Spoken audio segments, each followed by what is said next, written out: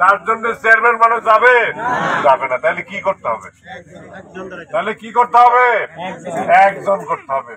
একজনে রাজি আছেন তো? না চারজনই দাঁড়াবে? চারজনই দাঁড়িয়ে হইয়া পড়লো, তাহলে কাজেই একজন আমাদের করতে হবে। আপনারা রাজি আছেন তো? আস্থা আছে আমাদের উপরে? আমরা যাকে ঠিক করে দিব তাকে দিবেন তো?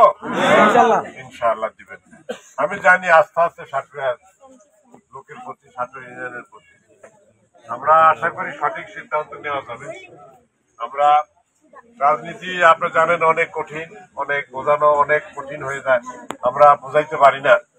কিন্তু আমাদের নিজেদের স্বার্থে উঠতে উঠে এলাকার স্বার্থ, দেশের স্বার্থ যেখানে সুরক্ষিত থাকবে সেই কাজটা আমাদের সকলকে করতে হবে।